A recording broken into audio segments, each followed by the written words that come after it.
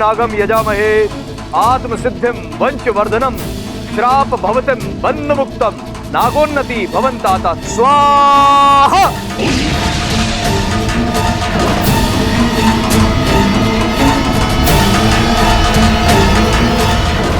गुरुजी ये तुम यही सोच रही हो ना इच्छा कि गुरुजी ने इन सबको बेहोश क्यों किया, है ना?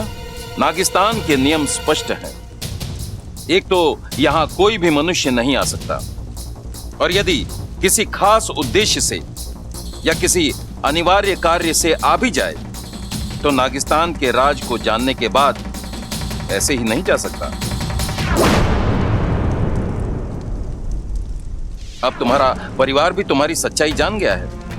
ऐसे में तो क्या ये लोग अब वापस नहीं जा पाएंगे? बिल्कुल जा पाएंगे, लेकिन एक छोटी सी विधि के समाप्त होने के बाद। विधि? तत्काल स्मृति नष्ट विधि। इस विधि से इन्हें उन सारी चीजों का विस्मरण होगा जो नागिस्तान से जुड़ी हुई है। इनका तुम्हारे बारे में जानना, यहाँ पर आना, पूजा करना, सब कुछ भूल जाएंगे ये लोग। धन्यवाद गुरुजी, आपने इस संकट से बाहर निकलने का रास्ता पहले ही ढूंढ रखा था। लेकिन अच्छा, ये रास्ता बहुत कठिन है। मतलब ये कि आने वाले कुछ ही पलों में इनकी आत्माएं इनके शरीर से बाहर निकलेंगी।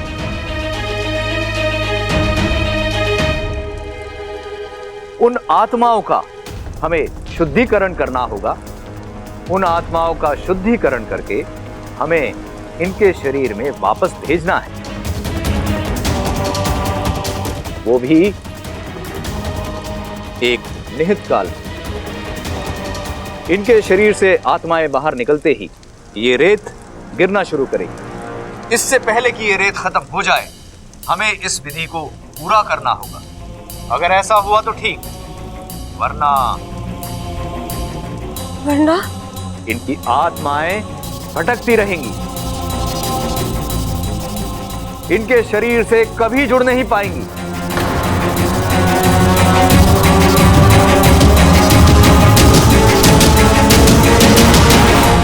मौका सुरसुरी, सुनहरा मौका। अब देख इच्छा, मैं इसका पूरा फायदा उठाऊंगी। ईमान से ठस लो। जगीरी, नागाक्षी, धामिनी, कहाँ हो तुम? जल्दी आओ।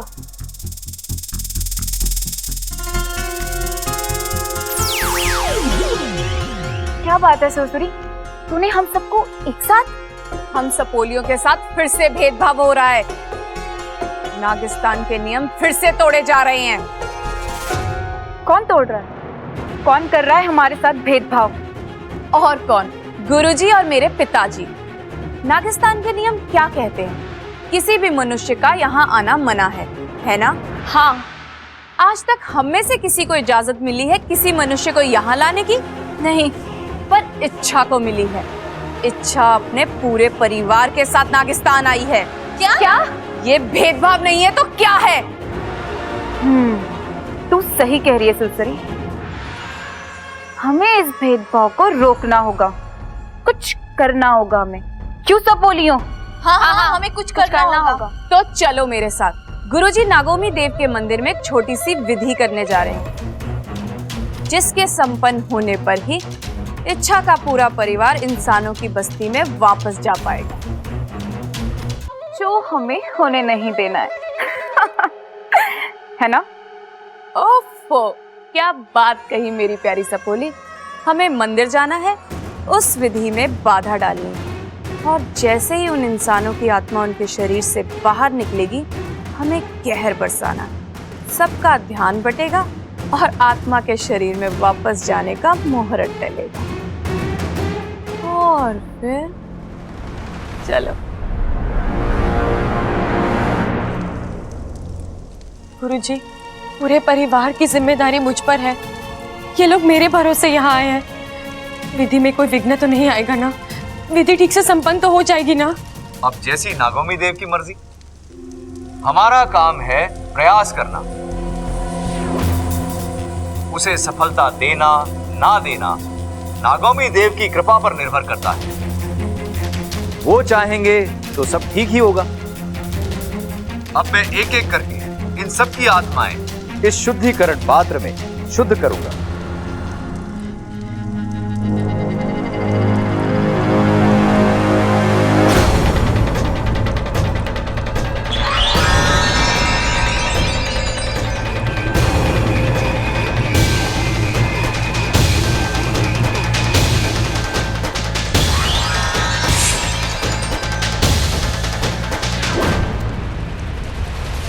शेषैव तेन गंतव्यम नाग कर्म शुद्धोनिता। शेषैव तेन गंतव्यम नाग कर्म शुद्धोनिता।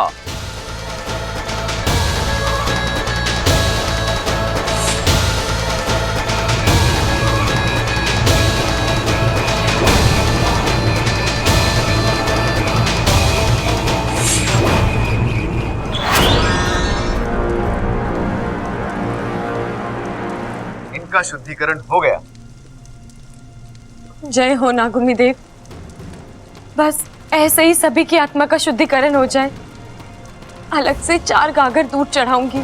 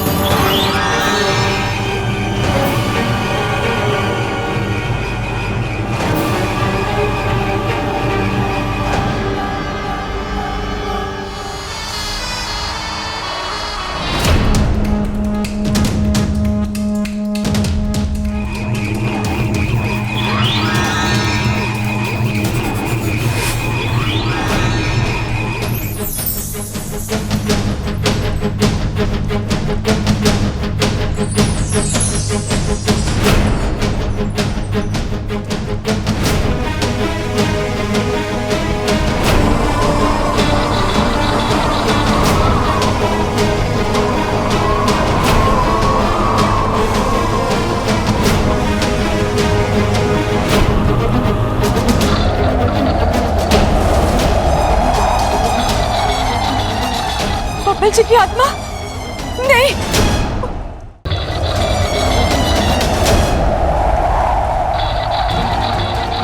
पप्पल जी की आत्मा नहीं।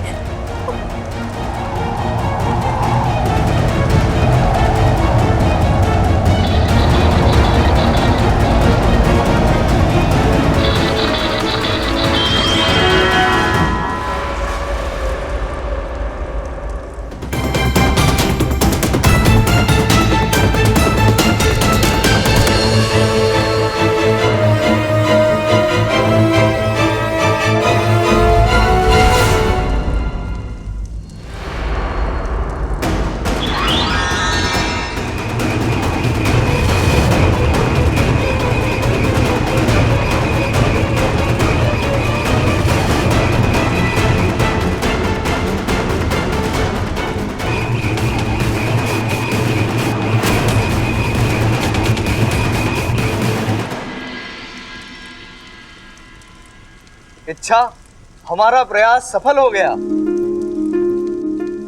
एक एक करके सबकी आत्माएं उनके शरीर में प्रविष्ट हो चुकी है। अब कोई चिंता नहीं। अब मैं इन सबको इंसानी बस्ती भेजने की व्यवस्था करता हूँ। इनकी आंखें अब घर जाके ही खुलेंगी। गुरुजी, वाकई में सब ठीक है ना? बीच में जो हवा चली थी पता नहीं क्या तूफान सा आ गया था, लेकिन मुझे अब यकीन है अब जो भी होगा कुशल होगा। जय नागोमी देव। जय नागोमी देव।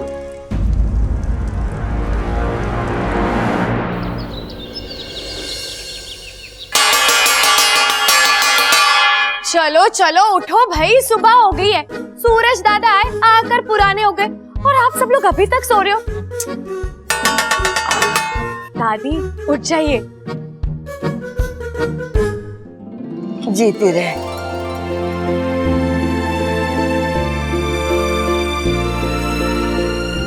क्या हुआ छोरी, मने ऐसे क्यों देख रही है? आज से पहले ऐसे देखा नहीं है क्या? देखा तो है, लेकिन सच कहूं तो मन नहीं भरा। मतलब? दादी आप कितनी खूबसूरत हैं। अभी ये हाल है, जवानी में तो अपने दादाजी पर बिजलियां गिराई होंगी। चुप कर छोरी, आज सुबह सुबह कोई न मिला तुझे मजाक करने के लिए। अच्छा ये बता, ये सब यहाँ क्यों सो रहे? अब दादी आप भूल गई, कल रात हम अंताक्षरी खेल रहे थे, सब इतने थक गए कि फिर यहीं सो गए। अच्छा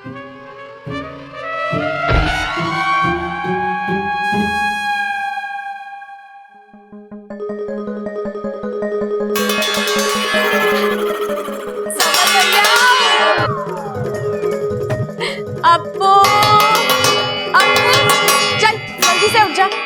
उठ जा अप्पू, सुबह हो गई है। आज पढ़ाई करनी है कि नहीं? छोरी आज कुछ अलग लग रही है ना?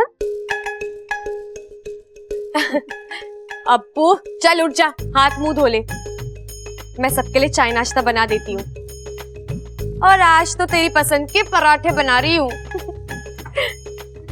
एक मिनट। अच्छा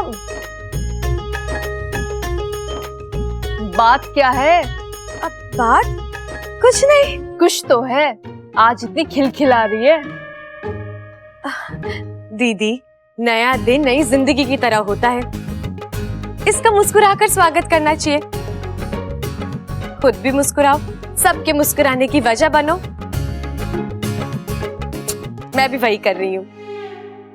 ए छोरी, तूने सबको तो जगा दिया, बबल को ना जगाएगी क्या?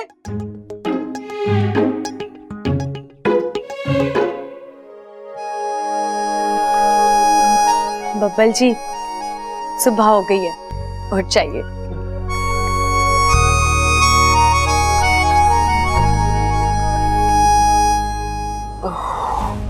क्या हुआ बब्बल जी, नींद पूरी नहीं हुई है या? पता नहीं। अच्छा बहुत अजीब सी फीलिंग है।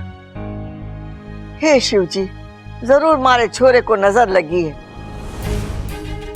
इसका दिन शुरू होता नहीं, परेशानियां पहले से शुरू हो जाती। छोरी एक काम कर, मंदिर में जाके दिया जला दे। साहब, दिया नागिस्तान के मंदिर में जलाना?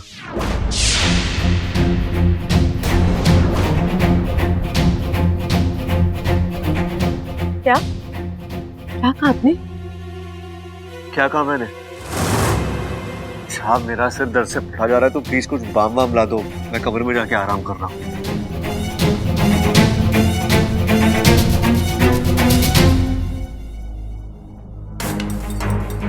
बब्बल जी ने नागिस्तान का नाम लिया, मतलब उन्हें सब याद है।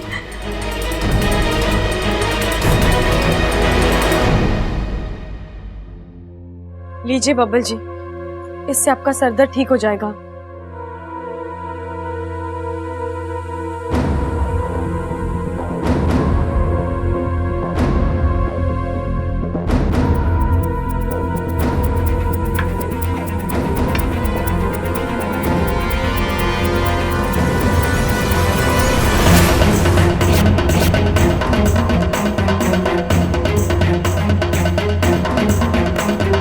वरदे शेष रूपे पूजारंभ करिष्यामि, निर्भवतु मे सदा।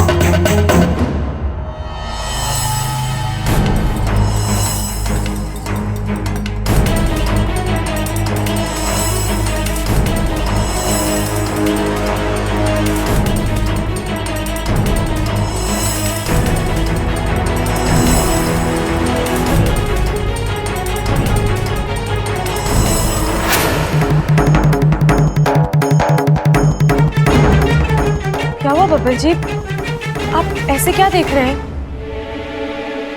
क्या चल रहा है आपके दिमाग में? अच्छा कुछ अजीब सा हो रहा है मेरे साथ।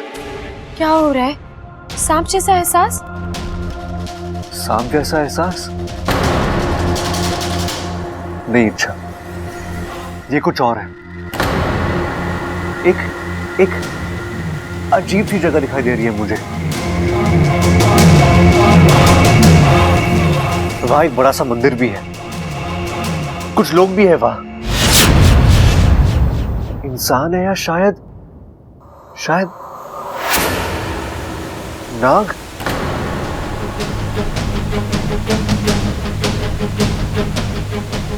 नाग के आकार के गहने पहने उन्होंने, और ऐसा लग रहा है कि मैं खुद वहां उनके साथ मौजूद हूं। लेकिन मैं तो कभी ऐसी कोई जगह पे गया नहीं हूं, तो फिर कहां ये जगह? आपके सपने में बब्बल जी। क्या?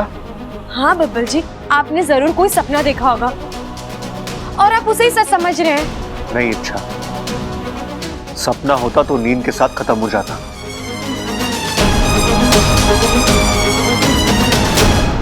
ये कुछ और है। मैं इस जगह पे जा चुका हूं, इसे देख चुका हूं मैं।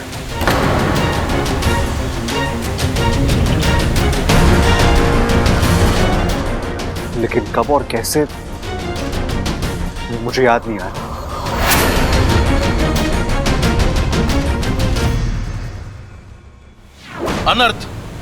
अनर्थ हो गया।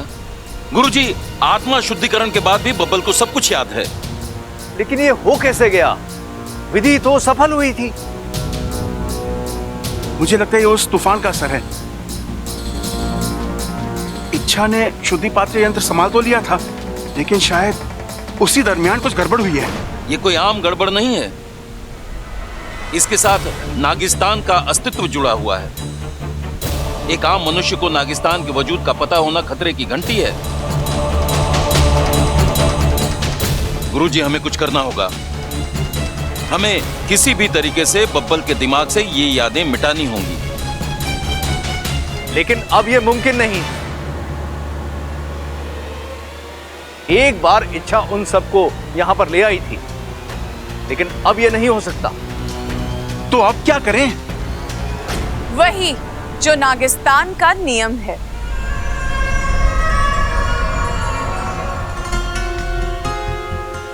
मैं मानती हूं कि बब्बल नागिस्तान का दामाद है, पर है तो इंसान ही। अगर अभी भी उसके दिमाग में नागिस्तान की यादें ताजा है, तो उसके साथ वही होना चाहिए जो ऐसी स्थिति में किसी और इंसान के साथ होता।